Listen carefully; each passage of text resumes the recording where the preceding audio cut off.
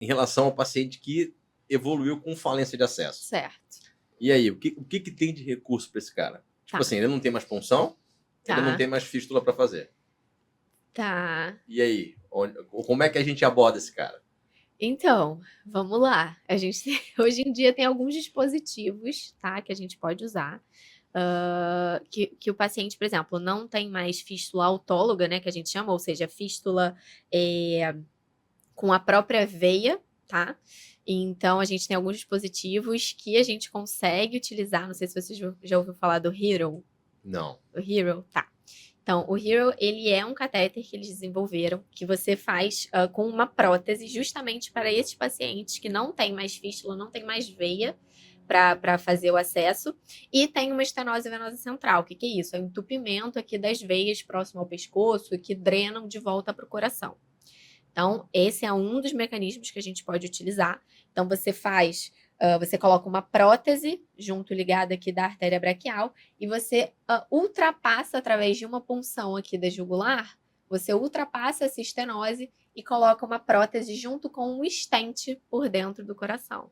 Isso, assim, é o último caso. Nossa E Senhora. mesmo se tiver trombosada, a braquial? Não, a artéria tem que estar funcionando, tá? Mas a artéria geralmente está funcionando. O problema é a veia. É a veia, né? Isso. Justamente. Exatamente, tá? Foi até interessante que eu fiz, enfim, acabei fazendo um fellow fora, na França, e o meu mentor lá, ele utilizava muito essa tecnologia, e ele era especialista em pacientes com falha de acesso. Então, ele fazia umas coisas, assim, super diferentes para pacientes que tinham estenose venosa central. Ele conseguia bypassar essas lesões e fazer, junto com uma prótese e o stent, fazer o fluxo circular por ali. Então, às vezes o paciente não tinha uma veia, mas ele conseguia criar um túnel no subcutâneo junto da veia aqui do coração, né? Até uma veia ou do braço ou uma subclávia, por exemplo, alguma coisa assim. Então, hoje em dia tem bastante tecnologia para paciente falha de acesso, mas o interessante é que a gente não deixe chegar lá. Exatamente. Tá? Porque cirurgias já são bem maiores. Deixa de ser aquela cirurgia simples, rapidinha, de 40 minutos. Tá? E aí, por mais, agora dando a minha... Eu também dou minha ciscada no transplante. Né? O paciente que falha acesso, ele também pode transplantar. É uma das opções terapêuticas. É uma das principais. Só que nem sempre você consegue usar a ilíaca. Sim.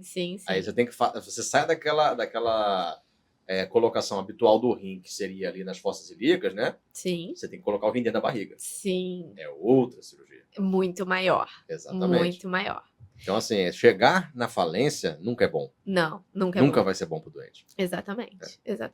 E aí você acaba tendo que colocar o paciente em prioridade. Foi um paciente que não organizou ali todo o pré-operatório, tudo direitinho para receber esse rim. Exatamente. Então, além da cirurgia ser mais complexa, da gente ter que colocar, às vezes, sei lá, numa esplênica ou alguma coisa assim, que a gente já teve alguns transplantes assim, que já são transplantes bem mais complexos, você ainda tem um paciente ali que não se preparou para receber aquele rim.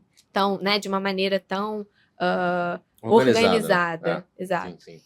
Então, cara, falha de acesso é um tema, assim, muito complexo e que o ideal é a gente não deixar chegar lá. E tem alguma outra terapia que você queira comentar aqui? Cara, tem assim, sobre fístula e acesso vascular, tem algumas coisas, algumas tecnologias bem legais, tá? Que eu queria trazer, até que eu vi lá fora também, que ainda não tem aqui no Brasil.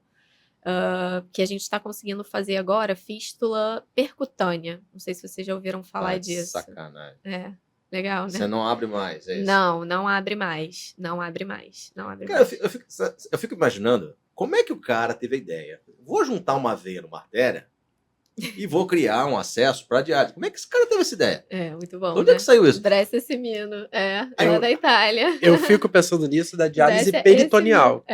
Como que o cara pensou que uma membrana do peritônio vai fazer a troca ali, vai fazer a função é muito legal. A pessoa acorda e fala, não. Porque a primeira coisa que você pensa quando um órgão falha, eu vou fazer uma máquina, né? Alguma coisa que vai substituir aquela função.